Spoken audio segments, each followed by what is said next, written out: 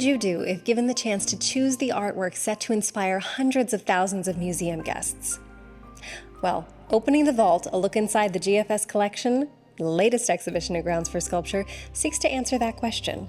Curated collaboratively by staff from the Guest Services, Development, Education, and Marketing departments, with guidance from the Curatorial team, this project opens the door for voices beyond the traditional curatorial circle. Grounds for Sculpture encourages newcomers and art veterans alike to experience a new perspective. I'm here today at Grounds for Sculpture to speak with some of the staff curators and to engage with the art myself. Where did the inspiration behind this exhibition begin? This exhibition is, it's all from Grounds for Sculpture's permanent collection. So it's a way to celebrate the depth and diversity of our permanent collection and the artists within it. And it's inspired in part by similar exhibitions at the Baltimore Museum of Art and the Phoenix Art Museum that welcomed members of their staff, in those cases security guards, to curate the exhibitions. How were staff curators selected? The staff curators, there are 10 of us, were from 4 different departments: Development, Education, Guest Services, and Marketing. And it was kind of an open sign-up process, so everyone was really able to contribute a unique perspective to the artwork and kind of widen the traditional curatorial circle. We really wanted to tie this into Grounds for Sculpture's kind of larger ethos of making art as accessible as possible to as many people as possible. So even if you don't have a background in art history or art education, you can still come in and feel like you can get something out of this space. There is a beautiful piece behind you. Can you tell me a little bit about that? The piece behind me, this is called Pretty in Pink by the artist Willie Cole. This piece was actually on view in the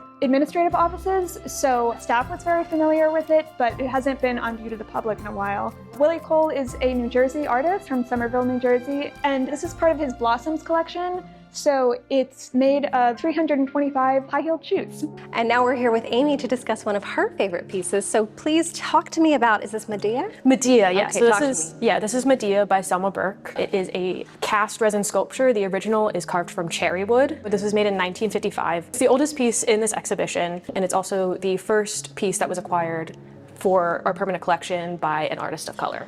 Oh, wow. Yeah. Selma Burke is a pretty famous artist. She designed the portrait of FDR on the back of the dime, but she did not receive credit for that until well after her death. She fought her whole life saying it was plagiarized, but the sole credit went to the chief engraver at the Mint.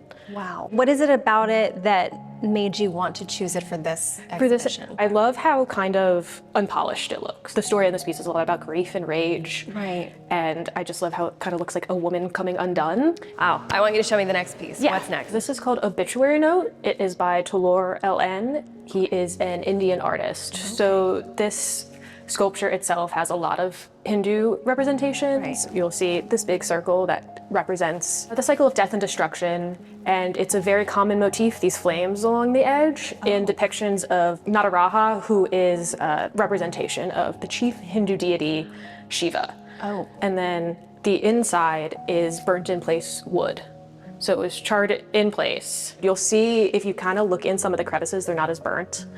Oh, wow. As the other ones. Just as a whole, this artist and this piece is about cycles of birth, death, destruction, but also the connectedness of the world. But yeah, this is another piece that connected some of the mythological elements and stuff that we were focusing on. Yeah. So we're very intentional with how we wanted to place sculptures. I love that. So even aside from these two, right next to this is Black Madonna by Christopher Cairns. Yes, and then by Joe Mooney, right back here, this is Icarus Rising and Icarus Falling. Okay. So we really wanted visitors to really look at all the different mythological or religious backgrounds of these artists and how they relate to each other. I love it. Thank you so much. Yeah, I appreciate this mini tour. And now we're here with Ariel, who is showing us her favorite piece. Talk to me about this one. First, what's the title? So this is Every Woman's Harriet by Joyce J. Scott. Okay. This is a special piece to me, but to a lot of us that work here. Yeah. She was on exhibit, Joyce J. Scott, in 2017 for her exhibit entitled Joyce J. Scott, Harriet Tubman and Other Truths. Right. And later that year, we acquired this piece from that exhibit she did here. This piece is done with the peyote stitch to string them all together, made out of pony beads. So the actual content of the piece is the beadwork, as well as found objects to combine it into this sculpture. She took dolls that have racist caricature faces for this portion of the piece where it's holding the baby and from the face. But then the other side of the piece, you see in that beadwork a more natural elderly face. Yes, I love the beading. I love the duality of the two different faces. You're right on it with the duality. It's a piece that doesn't necessarily have a front or back either. Right.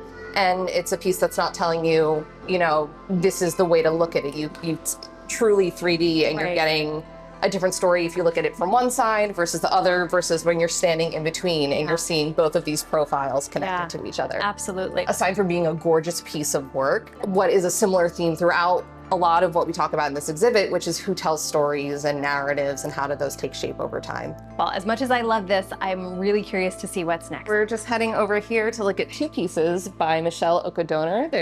They go together very well, obviously, you can see. We are looking at Eve #1 and Venus #1. And these are two pieces that have been cast in bronze that are inspired by coral forms. So That's what it is. Okadonor grew up in Miami, Florida, and was from very young inspired by nature. These two women are symbols of fertility and symbols of beauty and strength, and they're from different backgrounds and stories. If you notice the piece that we just spoke about before by Joyce J. Scott, that is a sculpture of a woman created by a woman, as are all the female sculptures on this floor. They all look very different and they all are very differently shaped. And it goes back to who's telling stories, how are we telling these stories? And we were really excited to bring really as many of those pieces as we could out into the light for people to enjoy. I love all of the conversation, the thought that goes into creating these exhibitions because they are stunning. We're standing in our collection collab right now. This is a space for makers, a space for people to, when they're in this exhibit, they can come and feel welcome to continue spending time here. It's designed, you know, with bright colors. We want it to be fun. We want kids to enjoy it, but really we're getting people of all age levels in here and we're thrilled about it. We have some low mess materials that you can make your own sculpture out of. You can do it collaboratively, and then you can engage with community. You can either decide to take that piece home with you, it's yours, or you can add it to our collection collab gallery, which you see is very full after just a weekend. Also would love to point out our touch tour gallery behind us here.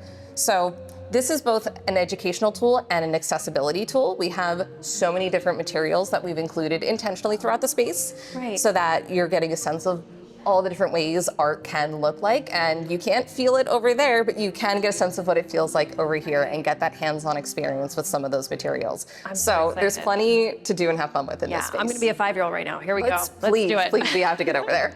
There's 12 different examples from more classic materials to other materials you'll see throughout the exhibit, like that peyote stitch. Oh, yes, this is like a fidget spinner for me. Like I could do this just while talking to you. Just while we're hanging out, And if I can grab another one, it kind of matches your outfit.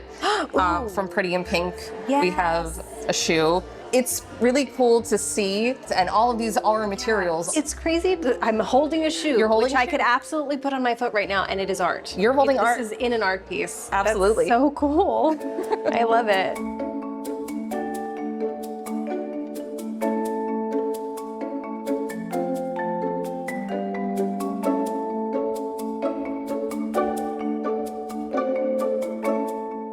This is so cool. Do we now get to play with art stuff? And here is where you can actually make and create something that's going to be a part of this exhibit and live on.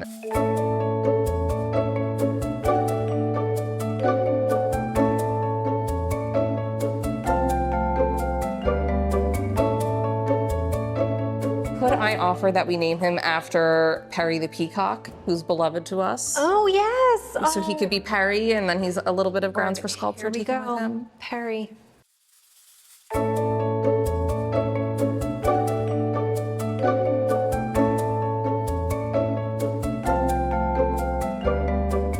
Perry and I thank you for a really great experience today, and please extend my thanks to your team as well. It's been so much fun here at Grounds for Sculpture, and yeah, I think Perry and I can attest that it is amazing, and everybody should come and visit. Thank you so much. That's so kind of you. Thank you to Perry as well, of course. But we've been so excited. Absolutely, yeah, he's the star. But we've been so excited to work on this and to get it out to this public stage. So thank you so much for joining us today and spending so much time with us. It's my pleasure. Thank you, thank you, thank you. Absolutely. Opening the Vault is on view now at the Domestic Arts Building at Grounds for Sculpture. I'm Gina Marie Rodriguez for Jersey Arts. Thanks for watching.